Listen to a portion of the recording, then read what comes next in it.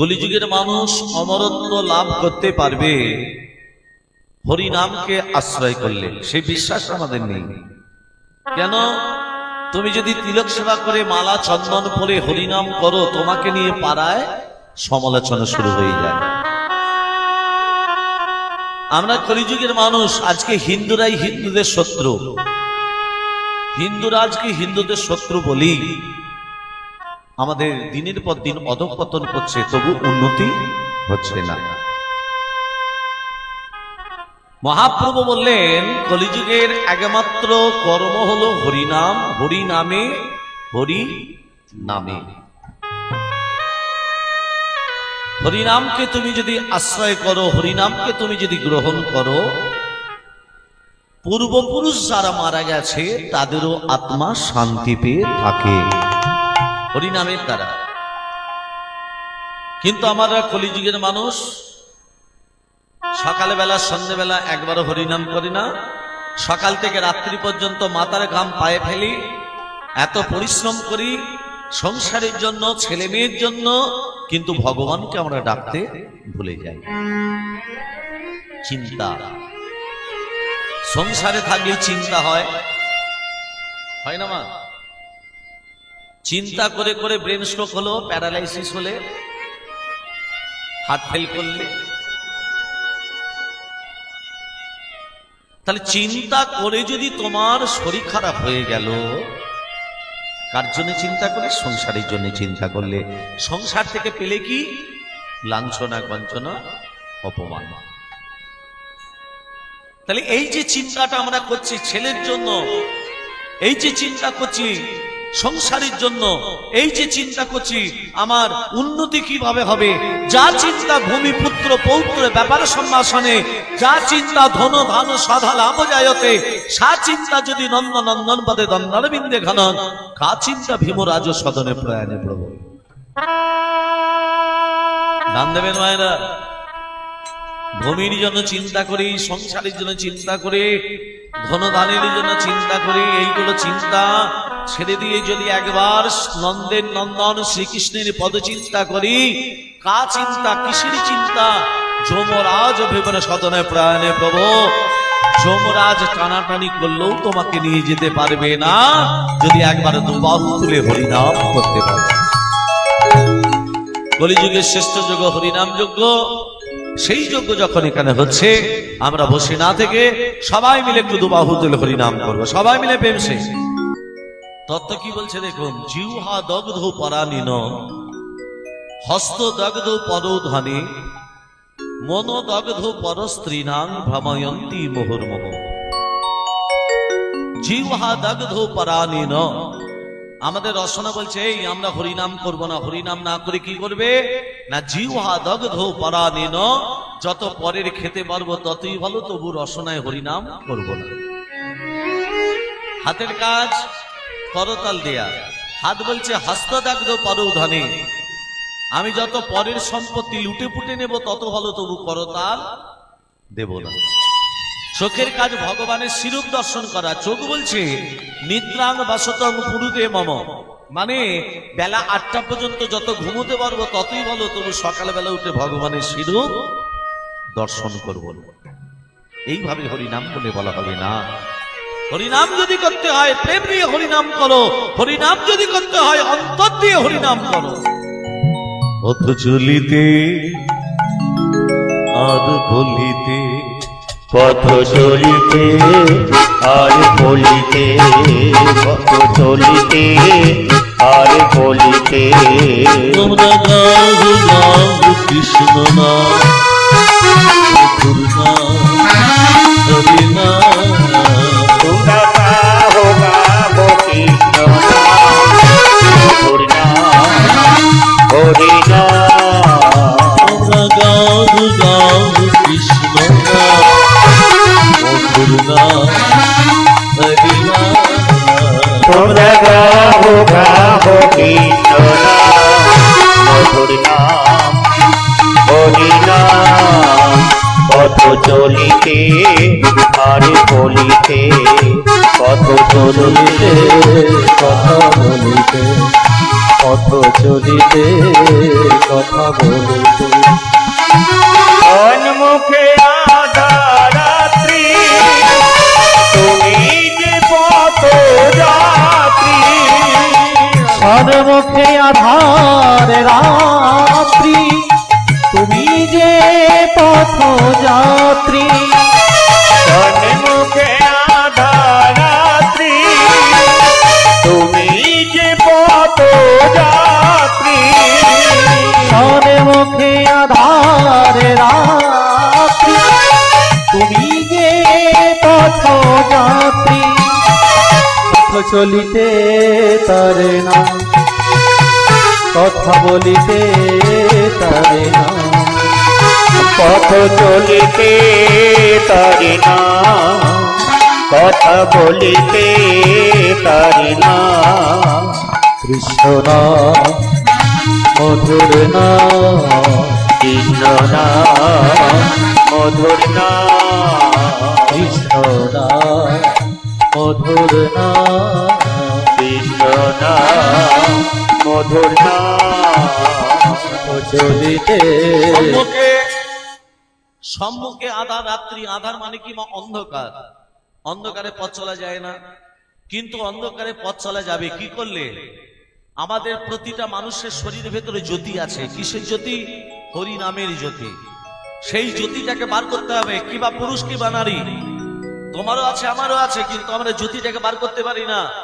আর সেই জ্যোতিটাকে বার করতে গেলে প্রতিদিন পথ চলিতে তারে না কথা বলিতে তারে না পথ চলিতে তারি না কথা বলিতে তারি না পথ চলিতে তারে না কথা বলিতে তারে না কৃষ্ণ নাম মধুর নাম কৃষ্ণ মধুর না চলিতে আগ বলিতে পথ চলিতে আরে বলিতে পথ চলিতে আর বলিতে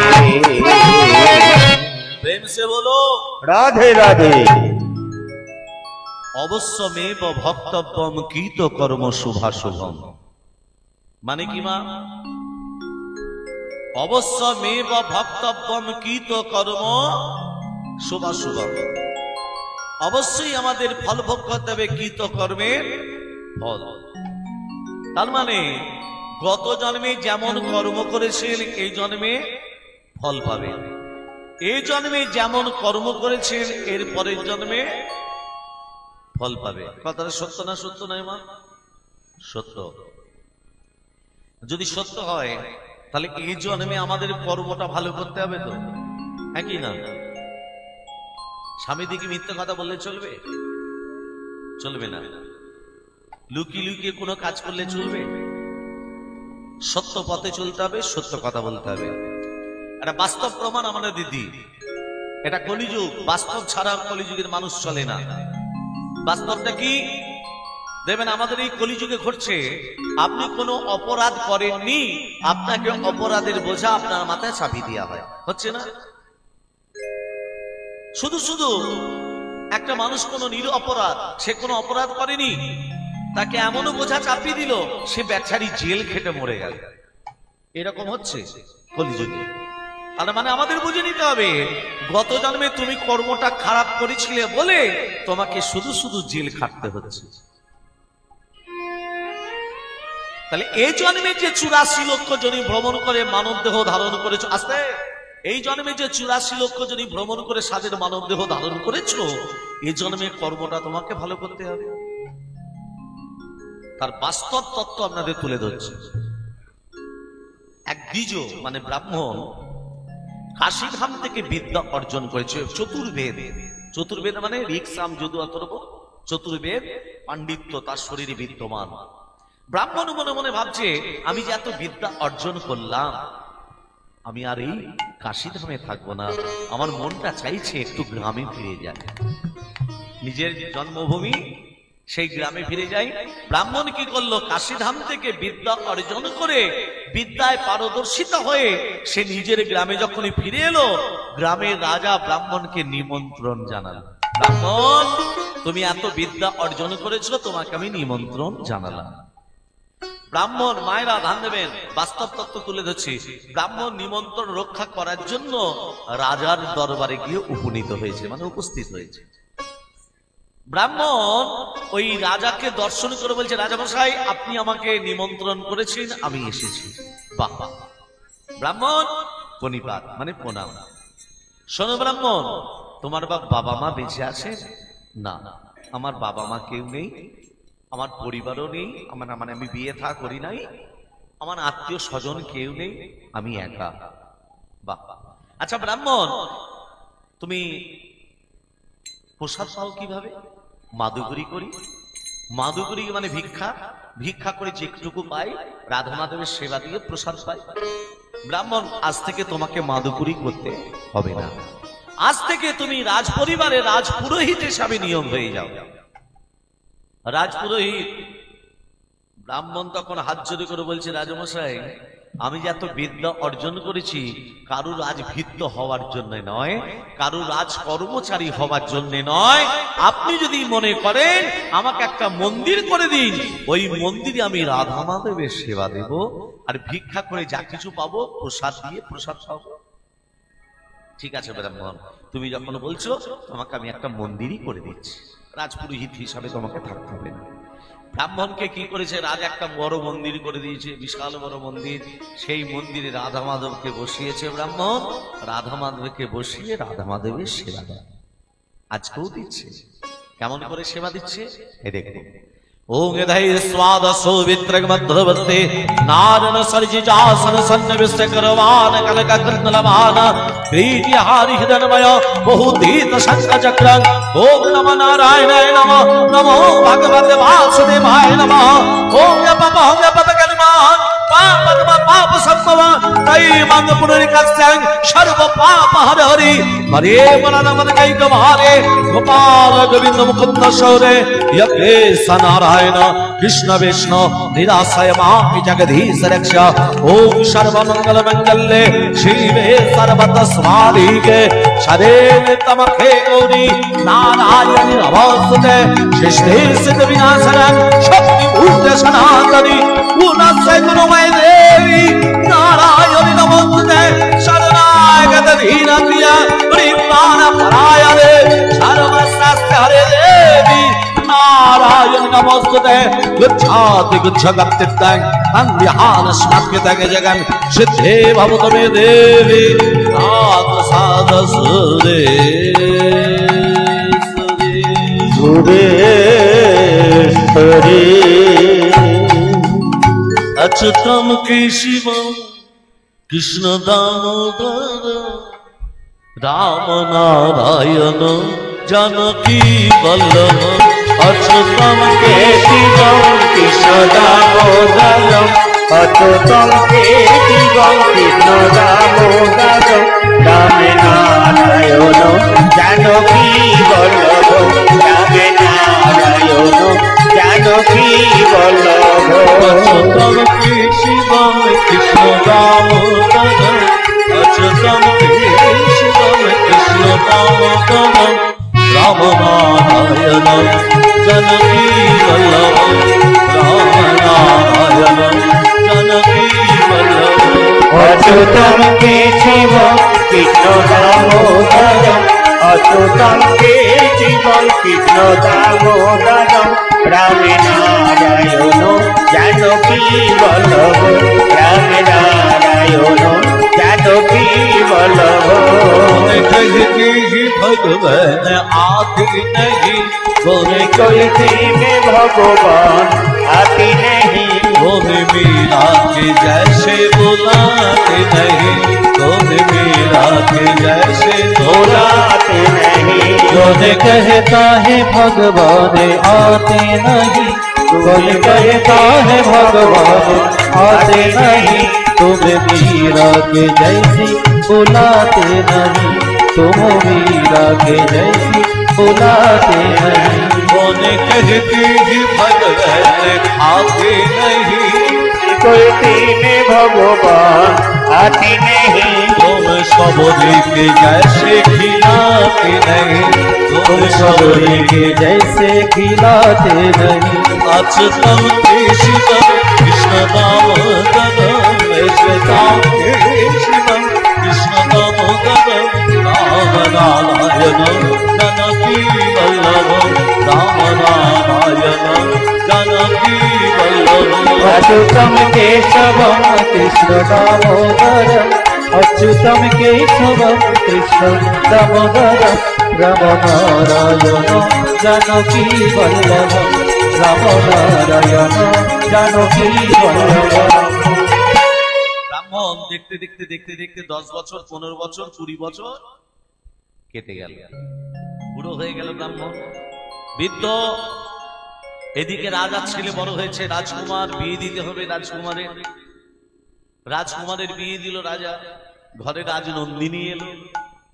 আহা, নতুন বউ তো মা, রাজকুমার ঘুমাচ্ছে, রাজনন্দিনী চোখে ঘুম নেই, নতুন জায়গা নতুন ঘর, ঘুম আসবে কি করে?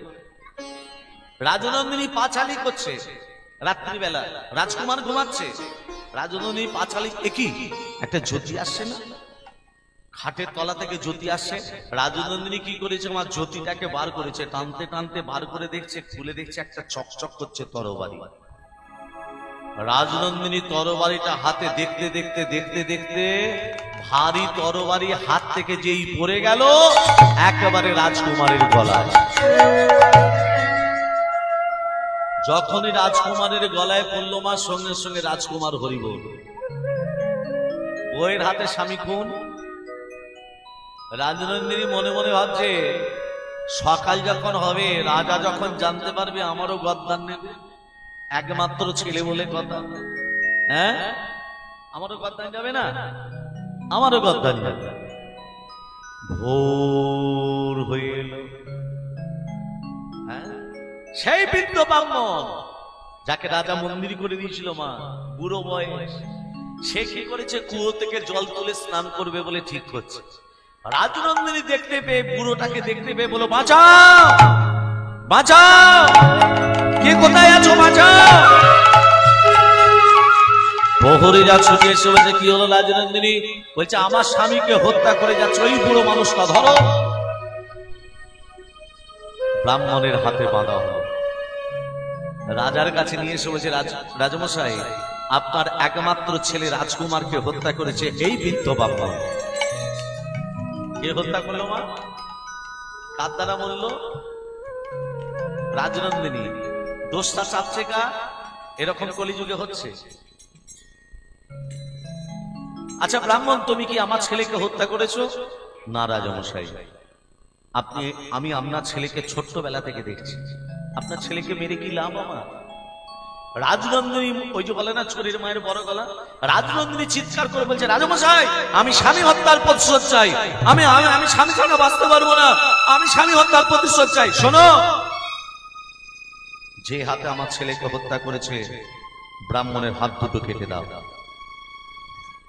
ব্রাহ্মণের হাত দুটো কেটে দাও। সঙ্গে সঙ্গে রাজার আদেশে ব্রাহ্মণের হাত দুটো কেটে দিল।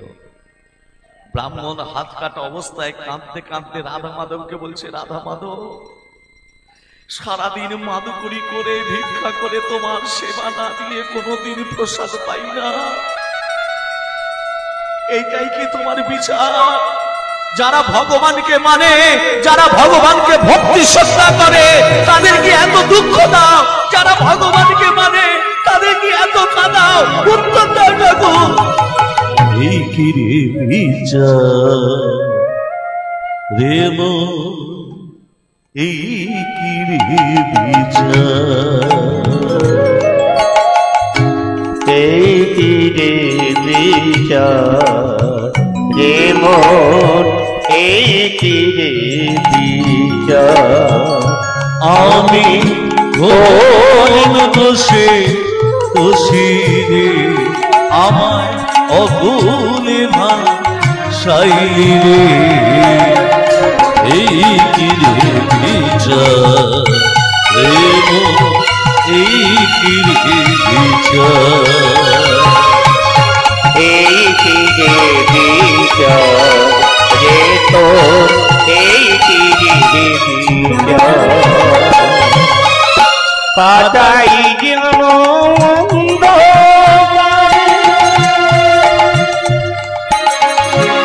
আলোর দিশানা হবের মাঝে ভূষায়বে হাসি হবে না আমি হাসি হবে না। আমি কাটাই জীবন অন্ধকারে আলোর দিশানায়, ভবের মহান দুঃখ সাগরে ভাসিয়া বেড়াই, আমি ভাসিয়া বেড়াই। কুলের আশায় জীবন তরি ভাসাইয়া আমার, এই কি বিচার এ তো, এই কি বিচার, এই কি বিচার এ তো, এই কি বিচার। বিধিরে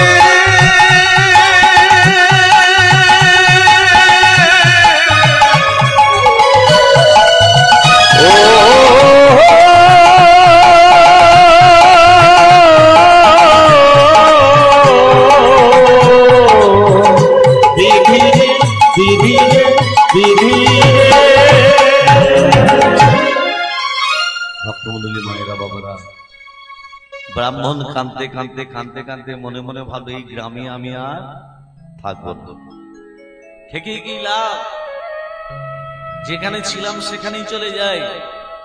ব্রাহ্মণ কাঁদতে কাঁদতে আবার কাশিধাম চলে গেল হাত কাটা অবস্থায়। যখনই কাশিধামে এলো, ব্রাহ্মণ শুনতে পেল একজন ত্রিকালদর্শী এসেছেন। ত্রিকালদর্শী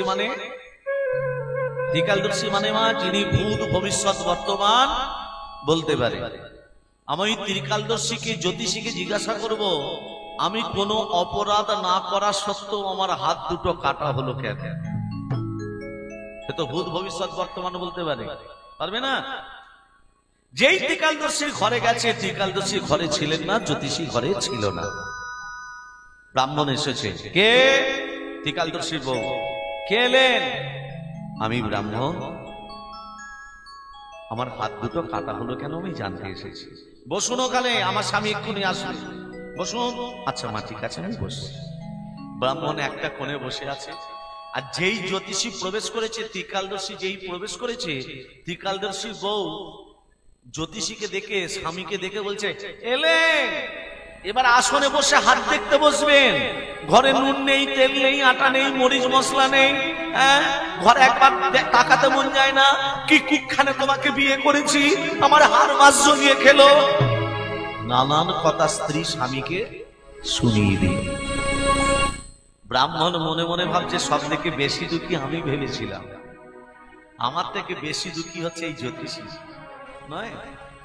আস্তে আস্তে যেভাবে স্ত্রী এভাবে ঠক্কর দিল, ঠক্কর নয়। ব্রাহ্মণ শোনে দিকে, কি জানতে চাও? ব্রাহ্মণ তখন হাত জোর করে বলছে, অপরাধ নেবেন না, একটা কথা জিজ্ঞাসা করব। আমার তো হাত নেই, আমার হাত দুটো কাটা। আমার হাত দুটো কাটা হলো কেন আমি জানতে এসেছি, কিন্তু তার সত্ত্বেও আপনার কাছে আমি পূর্ণমহ। তো আপনি যদি মানুষের ভূত ভবিষ্যৎ বর্তমান বলতে পারেন, তাহলে আপনি একটা ভালো মেয়ে দেখে বিয়ে করতে পারতেন না? কি গো, এইরকম একটা খ্যারখ্যারে মেয়েকে বিয়ে করলেন কেন? আপনি প্রবেশ করা মাত্রই আপনাকে ঠক্কর দিতে শুরু করলো। তত্ত্বটা দেখো। ব্রাহ্মণ তখন বলছে, যেই বলেছে, জ্যোতিষী বলছে, ব্রাহ্মণ, যে আমার স্ত্রী আমাকে ঠক্কর দিল, এই আমার স্ত্রী ছিল না গত জন্মে। কে ছিল? এই গত জন্মে ছিল একটা গাধা। গত জন্মে ছিল আমার স্ত্রী গাধা, আর আমি ব্রাহ্মণ ছিলাম না, আমি ছিলাম একটা বায়স পাখি, মানে কাক। তত্ত্বটা দেখুন। সারাদিন গাধা পরিশ্রম করে করে গাধার পিঠে একটা ঘা হয়ে গেছিল। আর আমি গাছের ডালে বসে থাকতাম, কাকের চোখ দুটো কোন দিকে থাকে? ওই ঘায়ের দিকে। গাধা যেই গাছের গোড়ায় বিশ্রাম করত, আমি গাধার পিঠে বসে ওই ঘাটাতে ঠক্কর দিতাম। যত ঠক্কর দিতাম, গাধা তো মুখে বলতে পারতো না, কষ্ট পেত আর ভগবানকে ডাকতো।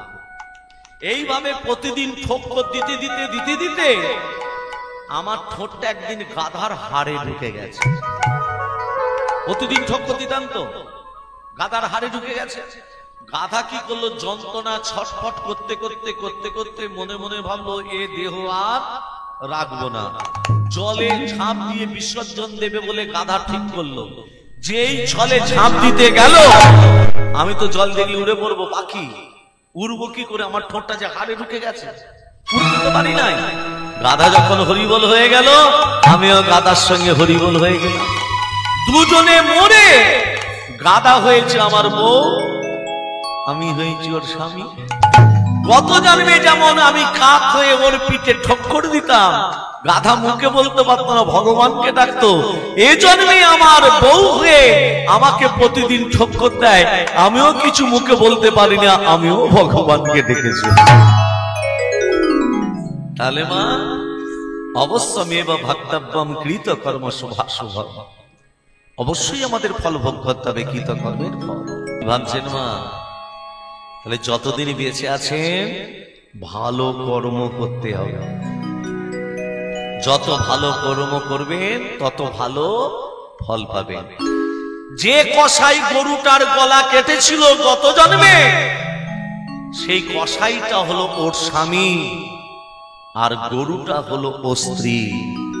গত জন্মে কসাই যেমন গরুটার গলা কেটেছিল, এ জন্মে স্ত্রী হয়ে স্বামীর গলাটাকে রাধে রাধে। তাহলে যেমন কর্ম তেমনই ফল।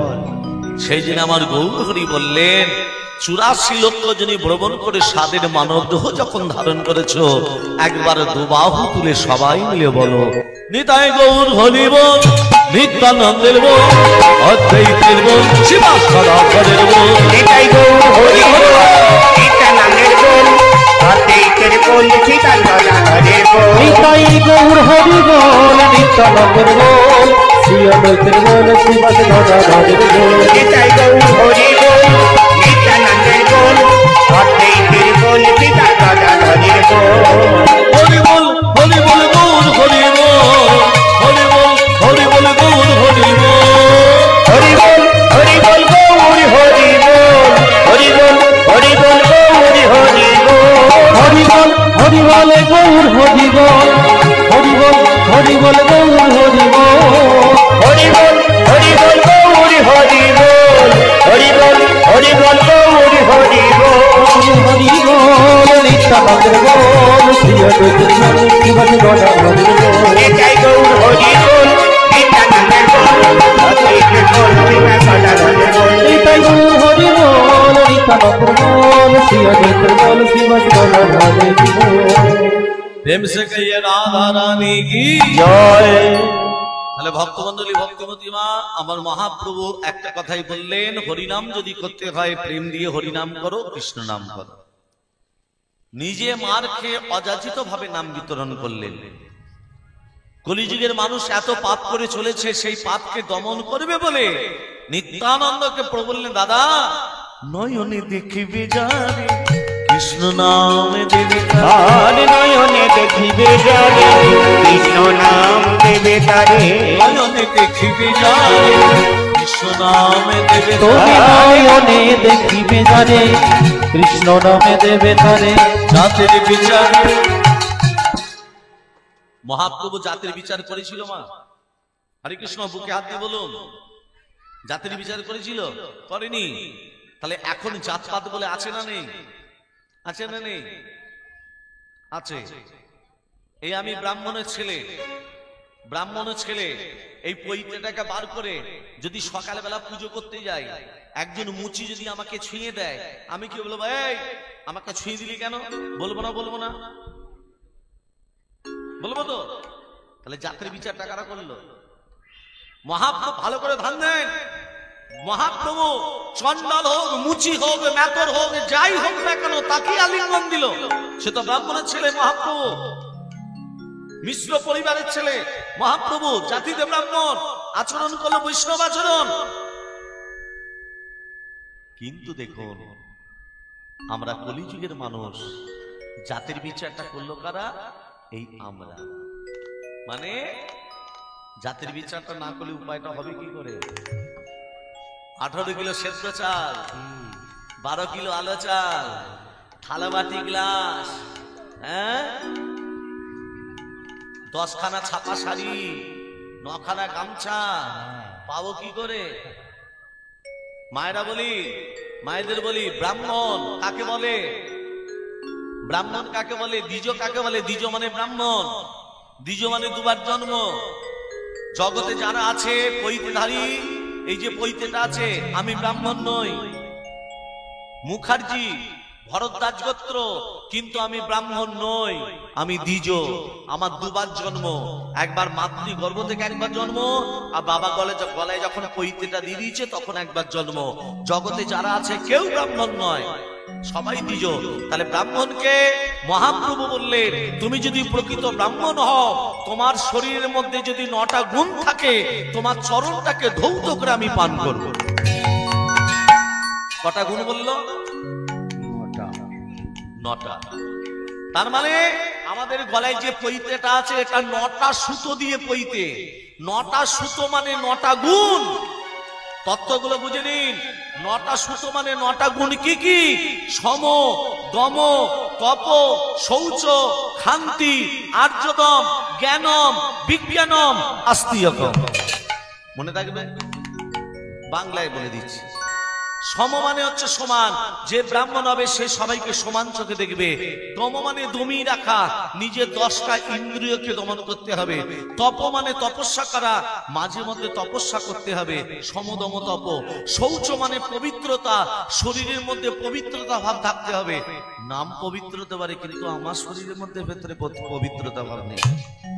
ব্রাহ্মণ যখন পুজো করতে যায়, বাস্তব কথা, ব্রাহ্মণ যখন পুজো করতে যায়, বাঁ হাতে কমণ্ডলু, ডান হাতে পবিত্রতা ভাব। আর্যদম মানে সরলতা ভাব, শিশুর মতো মন। ব্রাহ্মণদের শিশুর মতো মন আছে? নেই। জ্ঞানম মানে জ্ঞান থাকা দরকার। বিজ্ঞানম, গীতা ভাগবত পুরাণ এগুলোকে মুখস্থ রাখতে হবে। আর হলো আস্তিকম, ভক্তমন্ডলী, ভক্তমতিমান। সেই জন্য আমার গৌরাঙ্গ মহাপ্রভু বললেন, হরিনাম যদি করতে হয় প্রেম দিয়ে হরিনাম করো, জাতেরই বিচার তোমরা করো না। আমরা একটাই জাত, আমরা নিতাই দাস, আমরা গৌরের দাস বা দাসী, যেন ভগবানের চরণ ধরতে বারবার যেন তোমার করা। এলো রে আমাদের গৌরে, এলো রে, এলো রে সোনার নদিয়া, শঙ্খ ধ্বনি উলধ্বনি শব্দ শোনা যায়, আমাদের গৌর এলো রে, গৌর এলো রে, সোনার নদিয়ায়, শঙ্খ ধ্বনি উলধ্বনি শব্দ শোনা যায়, আমাদের গৌর এলো রে। গৌর এলো রে, সোনার নদিয়ায়, শঙ্খ ধ্বনি উলধ্বনি শব্দ শোনা যায়, আমাদের গৌর এলো রে। গৌর এলো রে, সোনার নদিয়ায়, শঙ্খ ধ্বনি উলধ্বনি শব্দ শোনা যায়, আমাদের গৌর এলো রে। এলো রে, সোনার নদিয়ায়, শঙ্খ ধ্বনি উলধ্বনি শব্দ শোনা যায়, আমাদের গৌর এলো রে। গৌর এলো রে, আইলো গৌর এলো রে, গৌর এলো রে, আইলো গৌর এলো রে। গৌর এলো, নিতাই এলো, নিতাই এলো রে। গৌর এলো রে, সোনার নদিয়ায়, শঙ্খ ধ্বনি উলধ্বনি শব্দ শোনা যায়, আমাদের গৌর এলো রে। গৌর এলো রে, সোনার নদিয়ায়, শঙ্খ ধ্বনি উলধ্বনি শব্দ শোনা যায়, আমাদের গৌর এলো রে। শান্তি পুরুষ। মায়েদের বলি, হরিনাম যখন শ্রবণ করতে এসেছেন, সবাই শাঁখ এনেছেন তো? শাঁখ আনেনি? ফুল আনেনি? নামাবলী মাথায় দেয়া হয়নি? হরিনাম শ্রবণ করতে গেলে শাঁখ আনতে হয়, ফুল আনতে হয়, মাথায় নামাবলী, খালি মাথায় বসে হরিনাম শ্রবণ করতে নেই। এখানে ফুল ছিললে হবে না, এটা হলো বৃন্দাবন, বৃন্দাবন থেকে ফুল ছিলতে নেই, ঘর থেকে ফুল আনতে হয়। তবে একটা কথা বলি, এখন লাগবে না, সবার শেষকালে লাগবে। একটা কথা বলি, এই আমরা হয়তো প্রশ্ন করবেন তোমার মাথায় নামাবলী কই, তোমার গলায় মালা নেই বা তিলক সেবা নেই, তাহলে নামাবলীর প্রয়োজন আছে। গলায় যদি মালা থাকে, তিলক সেবা থাকে, নামাবলীর প্রয়োজন নেই। মহাপ্রভু বুঝবে কি করে তোমার গলায় মালা নেই, তিলক সেবা নেই? মহাপ্রভু বুঝবে কি করে আমার প্রকৃত ভক্ত? ওই জন্য যেখানে হরিনাম যজ্ঞ হয় কপালে কপালে গোপীচন্দন পরিয়ে দেয়, তাই না? কেন কপালে কপালে গোপীচন্দন পরিয়ে দেয়? মহাপ্রভুকে বুঝিয়ে দেয়, প্রভু তোমার ব্যাসদেবের আসনে বসেছে, এই আসনটা তিরপলের আসন নয়, এটা ব্যাসদেবের আসন। এই ব্যাসদেবের আসনে বসতে গেলে প্রণাম করে বসতে হয়, এই আসন ছেড়ে উঠতে গেলে প্রণাম করে উঠতে হয়। এটাকে মান্য করতে হবে। এটা ব্যাসদেবের আসন, এটা মান্য করুন, প্রণাম করে বসুন, প্রণাম করে উঠুন। মহাপ্রভুকে বুঝিয়ে দেয় গোপীচন্দন পরিয়ে, প্রভু তোমার ব্যাসদেবের আসনে বসেছে, শেষের দিনে যেন বিছানায় পড়ে পড়ে গড়াগড়ি যেন না যায়, অন্তিম দিনে যেন নিতাই গৌরে চরণ প্রাপ্তি লাভ করে। শান্তিপুর ডুবু ডুবু নদী ভেসে যায়, শান্তিপুর ডুবু ডুবু নদে ভেসে যায়, শান্তিপুর ডুবু ডুবু নদে ভেসে যায়, শান্তিপুর ডুবু ডুবু নদে ভেসে যায়, শান্তিপুর ডুবু ডুবু নদে ভেসে যায়। শান্তিপুর ডুবু ডুবু নদে ভেসে আবার যায়। ফুল ভাঙিয়া ঢেউ আসিয়া লাগলো গোদার পায়, আমাদের গৌরে লোরে, গৌরে লোরে সোনার নদিয়ায় শঙ্খ ধ্বনি হলো ধ্বনি শব্দ শোনা যায়, আমাদের গৌরে লোরে।